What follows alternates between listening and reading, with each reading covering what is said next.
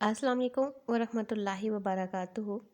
अज़ीज़ तलबा व तालिबात, study secrets में आप सबको खुश आमदीद कहते हैं।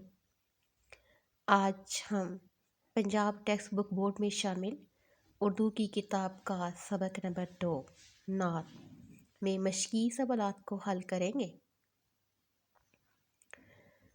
सवाल नंबर 1 है, शामिल किताब नात के मतन के मुताबिक मुनासिब लफ्ज़ लगाकर मिसरे मुकम्मल करें। पहला मिसरा है, दिल जिससे ज़िंदा है वो डैश तुम ही तो हो। दिल जिससे ज़िंदा है वो डैश तुम ही तो हो। खाली जगह में लफ्ज़ होगा तमन्ना। दूसरा मिसरा है, सब गायतों की डैश तुम ही तो हो। खाली जगह में लफ्ज़ आएगा गायत ऊला। सब गायतों की डैश तुम ही तो हो। सब गायतों की गायत ऊला तुम ही तो हो। मिसरा नंबर 3 है, जलते हैं डैश के पर जिस मकाम पर। खाली जगह में लफ्ज़ होगा जिब्रील अलैहिस्सलाम। मिसरा नंबर 4 है, इस डैश का उजाला तुम ही तो हो। इस डैश का खाली जगह में लफ्ज़ आएगा नूरे अव्वली। आखिरी मिसरा है, दुनिया में डैश और कौन है। दुनिया में डैश और कौन है, लफ्ज़ आएगा रहमत दो जहां सल्लल्लाहु अलैहि वसल्लम। दुनिया में रहमत दो जहां और कौन है। अज़ीज़ तलबा व तालिबात, सवाल नंबर 2 शुरू करने से पहले कुछ हिदायत नोट करें। सवाल नंबर 2 मुख्तसर सवालों के जवाबात वाला सवाल बोर्ड के पेपर में सवाल नंबर 4 के तौर पर आएगा। ये सवाल 10 नंबर पर मुश्तमिल होगा, जिसमें आप लोगों ने 5 सवालात हल करने हैं। हर सवाल 2 नंबर पर मुश्तमिल होगा। अज़ीज़ तलबा व तालिबात, इंतहाई मेहनत और जानफशानी के साथ आप सवालों के जवाबात तैयार करें, उनको ज़बानी याद करें। और ज़बानी याद करने के बाद बहुत से बच्चे ऐसे हैं जिनकी इमला की गलतियां हैं, जिनके जुमले मुकम्मल नहीं होते, तो वो ज़बानी याद करके उनको लिखें, अपनी इमला की गलतियां निकालें ताकि आप अच्छे नंबरों से पास हो सकें। सवाल नंबर 1 शुरू करते हैं। सीनाए शबे तारे अलत से क्या फूटा। सीनाए शबे तारे अलत से क्या फूटा। जवाब, सीनाए शबे तारे अलत से नूरे अव्वलीन का उजाला फूटा। सवाल नंबर 2 है, शायर के नज़दीक इस कायनात में सब कुछ किसके वास्ते पैदा किया गया। शायर के नज़दीक इस कायनात में सब कुछ किसके वास्ते पैदा किया गया। जवाब, शायर के नज़दीक इस कायनात में सब कुछ हज़रत मोहम्मद रसूलुल्लाह ख़ातमुन नबीयीन सल्लल्लाहु अलैहि वसल्लम के लिए पैदा किया गया। दोबारा सुने, शायर के नज़दीक इस कायनात में सब कुछ हज़रत मोहम्मद रसूलुल्लाह ख़ातमुन नबीयीन सल्लल्लाहु अलैहि वसल्लम के लिए पैदा किया गया। अज़ीज़ तलबा व तालिबात, एक बात का ख्याल रखें कि सवाल जिस अंदाज में पूछा जाए, आपने उसी अंदाज में मुकम्मल जुमले की सूरत में जवाब देना है। अब सवाल नंबर 2 में पूछा गया था कि शायर के नज़दीक इस कायनात में सब कुछ किसके वास्ते पैदा किया गया, तो आप जवाब में सिर्फ नाम नहीं लिखेंगे हज़रत मोहम्मद सल्लल्लाहु अलैहि वसल्लम, बल्कि आप पूरा जवाब सवाल की सूरत में जिस तरह लिखा गया है बिल्कुल इसी तरह मुकम्मल जुमले की सूरत में जवाब देंगे। शायर के नज़दीक इस कायनात में सब कुछ हज़रत मोहम्मद रसूलुल्लाह ख़ातमुन नबीयीन सल्लल्लाहु अलैहि वसल्लम के लिए पैदा किया गया। سوال نمبر 3 ہے، جلتے ہیں جبریل علیہ السلام کے پر جس مقام پر؟ جلتے ہیں جبریل علیہ السلام کے پر جس مقام پر؟ بچے، اس مصرعے کے دونوں سائڈوں پر واوین لگائی گئی ہے اور اس کے بعد آگے کہا گیا ہے کہ وضاحت واقعہ معراج کی روشنی میں کریں۔ یہ واوین کیوں لگائی جاتی ہے؟ جب ہم عبارت میں یا کسی سوال میں متن کی یا ٹیکسٹ کی ہو بہو وہی شکل لکھنا چاہیں تو اس کو واوین کے اندر لکھا جاتا ہے۔ یہ انتہائی اہم عبارت ہوتی ہے۔ جواب ہے، جب نبی کریم خاتم النبیین صلی اللہ علیہ وآلہ وسلم معراج پر تشریف لے گئے تو حضرت جبرائیل علیہ السلام آپ خاتم النبیین صلی اللہ علیہ وآلہ وسلم کے ساتھ تھے۔ راستے میں ایک مقام آیا جسے سدرۃ المنتہا کہا جاتا ہے۔ حضرت جبرائیل علیہ السلام نے کہا کہ اس مقام سے آگے اگر میں بڑھوں گا تو میرے پر جل جائیں گے۔ سوال کا جواب دوبارہ سنیں۔ جب نبی کریم خاتم النبیین صلی اللہ علیہ وآلہ وسلم معراج پر تشریف لے گئے تو حضرت جبرائیل علیہ السلام آپ خاتم النبیین صلی اللہ علیہ وآلہ وسلم کے ساتھ تھے۔ راستے میں ایک مقام آیا جسے سدرۃ المنتہا کہا جاتا ہے۔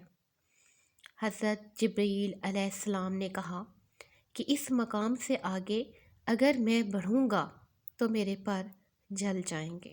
سوال نمبر 4 ہے، شاعر کے نزدیک آپ خاتم النبیین صلی اللہ علیہ وآلہ وسلم کے ہاتھوں نے کسے تھام لیا؟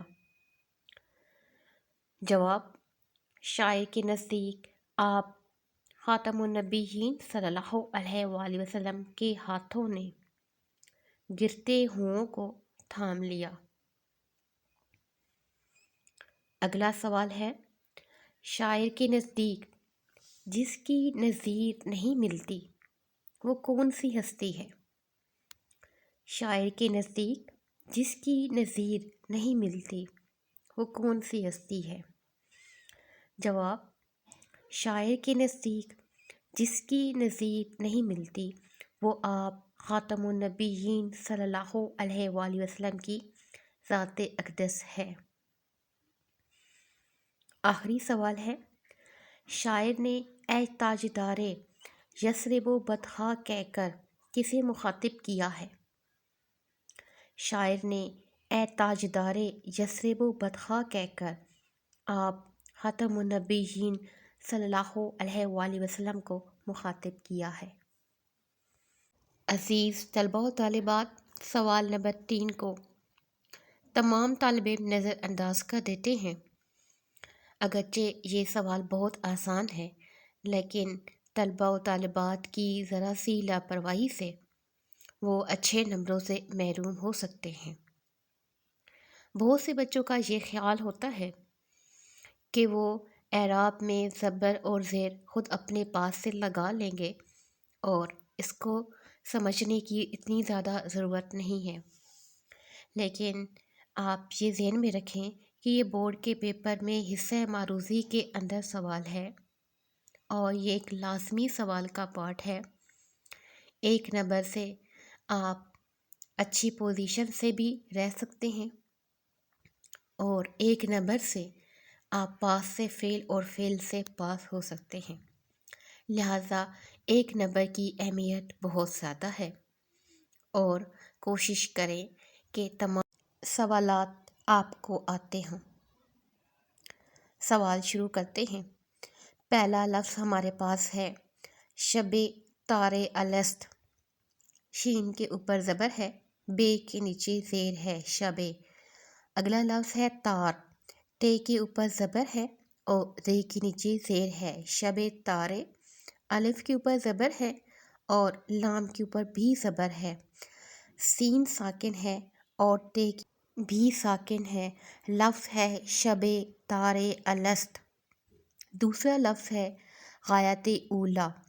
غین کے اوپر زبر ہے، یہ کے اوپر بھی زبر ہے، تے کے نیچے زیر ہے، غایت۔ الف کے اوپر پیش ہے، واو ساکن ہے، اور لام کے اوپر کھڑی زبر ہے، غایت اولا۔ تیسرا لفظ ہمارے پاس ہے یسرب و بدخا۔ یہ کے اوپر زبر ہے، سے ساکن ہے، رے کے نیچے زیر ہے، اور بے کے اوپر پیش ہے، یسربو۔ بے کے اوپر زبر ہے، تو یہ ساکن ہے، اور ہے کے اوپر زبر ہے، یسربو بدخا۔ اگلا لفظ ہے نور اولین۔ نون کے اوپر پیش ہے، واو ساکن ہے، رے کے نیچے زیر ہے، الف کے اوپر زبر ہے، واو کے اوپر شد بھی ہے اور زبر بھی ہے، لام کے نیچے زیر ہے اور یہ ساکن ہے، نور اولین۔ آخری لفظ ہمارے پاس ہے رحمت دو جہاں۔ رے کے اوپر زبر ہے ساکن ہے، میم کے اوپر زبر ہے، تے کے نیچے زیر ہے، رحمت۔ دال کے اوپر زبر ہے، واو ساکن ہے، جیم کے اوپر زبر ہے، اور ہے کے اوپر بھی زبر ہے، رحمت دو جہاں۔ عزیز طلبہ و طالبات، اگلا سوال ہمارے پاس ہے شعری اصطلاحات۔ شعر کو جانچنے اور اس کی تشریح بہترین انداز میں کرنے کے لیے ان اصطلاحات کو سمجھنا بہت ضروری ہے۔ پہلا لفظ جو لکھا گیا ہے وہ ہے مصرع۔ مصرع مصرع کیا ہے؟ مصرع کے لغوی معنی کوڑ کے ہیں، مگر شعری اصطلاح میں اس سے مراد ہے آدھا شعر یا نصف بیت ہے۔ دوسرے لفظوں میں مصرع بامعنی الفاظ پر مشتمل وہ سطر ہے، اگر نثر میں ہو تو فقرہ یا جملہ کہلائے، اور اگر نظم میں ہو تو مصرع۔ اچھا بچوں، مصرع جب ہم نعت کی ریڈنگ کر رہے تھے تو میں نے پہلے بھی آپ کو بتایا تھا کہ شعر کے دو مصرعے ہوتے ہیں تو ایک مکمل شعر بنتا ہے۔ پہلے مصرعے کو مصرع اولا کہتے ہیں اور دوسرے مصرعے کو مصرع ثانی کہتے ہیں۔ شعری اصطلاحات میں دوسرا لفظ ہمارے پاس شعر ہے۔ لفظ شعر کے لغوی معنی ہے کلام موضوع۔ کلام موضوع مرکب لفظ ہے۔ کلام گفتگو یا بات چیت کو کہتے ہیں، جبکہ موضوع سے مراد ردم اور وزن کے ہیں۔ اس طرح کلام موضوع میں ایسی بات کی جاتی ہے جو کہ ردم اور وزن کے مطابق ہو، اس لیے کلام موضوع کا لفظ ہمیشہ شاعری کے اندر استعمال ہوتا ہے۔ دو مصرعے جو ایک وزن کے ہوں اور ایک خیال کو ظاہر کریں تو وہ شعر یا بیت کہلاتا ہے۔ مثلاً زمانہ بڑے شوق سے سن رہا تھا۔ زمانہ بڑے شوق سے سن رہا تھا، ہم ہی سو گئے داستاں کہتے کہتے۔ آخر میں شعر کی علامت لکھی ہوئی ہے بچوں، اس سے پہلے مصرع کی بھی علامت بتائی گئی تھی، آپ دونوں نے یہ علامتیں غور سے دیکھنی ہے، مصرع کی علامت کیسی ہے اور شعر کی علامت کیسی ہے۔ پیپر کے دوران اگر سوال آ جائے تو آپ نے ان دونوں علامتوں کا استعمال ضرور کرنا ہے۔ شعری اصطلاحات میں تیسرا لفظ ہمارے پاس ہے قافیہ۔ بچوں یہ قافیہ ہم پہلے بھی آپ کو بتا چکے ہیں، دوبارہ پھر وضاحت کی جاتی ہے۔ قافیہ ہم آواز الفاظ کو کہتے ہیں۔ یہاں مرزا غالب کی ایک معروف غزل کا مطلع دیا گیا ہے: دل نادان تجھے ہوا کیا ہے، آخر اس درد کی دوا کیا ہے۔ یہاں پر سرخ رنگ سے قافیہ نمایاں کیا گیا ہے، دوا اور ہوا۔ شامل نظم جو ہم نے پڑھی ہے نعت، اس میں بھی قافیہ تھا، جو ہم پہلے آپ کو بتا چکے ہیں: تمنا، دنیا، اجالا، اولا، شناسا، بطخہ اور تنہا وغیرہ۔ نیکسٹ ہمارے پاس ہے ردیف۔ لفظ ردیف کے لغوی معنی ہے گھڑ سوار کے پیچھے بیٹھنے والا آدمی، مگر شعری اصطلاح میں قافیہ کے بعد آنے والے وہ لفظ یا الفاظ جو جوں کے توں دہرائے جائیں وہ ردیف کہلاتے ہیں۔ جیسے مرزا غالب کی متذکرہ غزل۔ متذکرہ غزل سے مراد جس کا ذکر اوپر کیا گیا ہے کی ردیف کیا ہے۔ لفظ کیا ہے مثال کے اندر سبز رنگ سے نمایاں ہے، جبکہ شامل نعت نظم میں جو ہم نے ردیف پڑھی تھی وہ لفظ تھا تم ہی تو ہو۔ یہ وہ لفظ ہے جو بار بار دہرایا جا رہا ہے۔ سوال نمبر 4 کی طرف بڑھتے ہیں۔ سوال نمبر 4 ہے شامل کتاب نعت میں قوافی اور ردیف کی نشاندہی کریں۔ بچوں، یہ ابھی ہم نے اوپر بتا دیا ہے کہ قافیہ کسے کہتے ہیں اور ردیف کسے کہتے ہیں۔ اس کے علاوہ جو شامل کتاب نعت ہے مولانا ظفر علی خان کی، جس کی ہم نے ابھی کچھ دیر پہلے ریڈنگ بھی کی ہے، اور ابھی اوپر والے سوال میں قافیہ اور ردیف کی وضاحت کر کے بتایا بھی ہے، اسی کے کا قافیہ اور ردیف آپ نے دوبارہ کرنے ہیں۔ تو آپ نے یہاں پر ہیڈنگ دینی ہے نعت میں قافیہ، پھر اس کے بعد لکھنا ہے تمنا، دنیا، اجالا، اولا، شناسا، بطخہ اور تنہا۔ دوسرا لفظ ہمارے پاس ہے ردیف۔ آپ نے ہیڈنگ دینی ہے نعت میں ردیف، اور اس کے بعد لکھنا ہے تم ہی تو ہو، تم ہی تو ہو۔ سوال نمبر 5 ہمارے پاس ہے صنف نظم نعت اور منقبت میں فرق واضح کریں۔ عزیز طلبہ و طالبات، آپ سب کو اس سوال کا جواب معلوم ہے، لیکن پھر بھی دوبارہ پڑھتے ہیں۔ نعت کسے کہتے ہیں؟ نعت کا لفظ حضرت محمد خاتم النبیین صلی اللہ علیہ وآلہ وسلم کی تعریف اور توصیف کے لیے مخصوص ہے۔ نعت کے لغوی معنی تعریف کے ہیں، لیکن شعری اصطلاح میں یہ لفظ رسول اکرم خاتم النبیین صلی اللہ علیہ وآلہ وسلم کی تعریف اور توصیف کے لیے وقف ہو چکا ہے۔ دوسرا لفظ ہمارے پاس ہے منقبت۔ منقبت لفظ کیا ہے؟ منقبت لفظ کے لغوی معنی تعریف اور توصیف کی ہیں، لیکن یہ تعریف کس کی جاتی ہے؟ منقبت ایسی نظم کو کہتے ہیں جس میں صحابہ کرام رضی اللہ عنہ تعالی، ائمہ معصومین علیہ السلام، اولیاء کرام اور بزرگان دین کے اوصاف بیان کیے جاتے ہیں، ان کی خاندانی فضیلت، برتری اور بڑائی کے واقعات خوبصورت انداز میں بیان کیے جاتے ہیں۔ آخری لفظ یا آخری سوال تشریح اشعار کے متعلق ہے۔ بچوں، جب ہم اشعار کی تشریح شروع کریں گے تو اس وقت اس سوال کی وضاحت کی جائے گی کہ شعر کی تشریح کرتے وقت کن باتوں کا خیال رکھنا ضروری ہے اور کون کون سی اہم باتیں ہیں جن کو ساتھ لے کر چلنا بہت ضروری ہے۔ شکریہ۔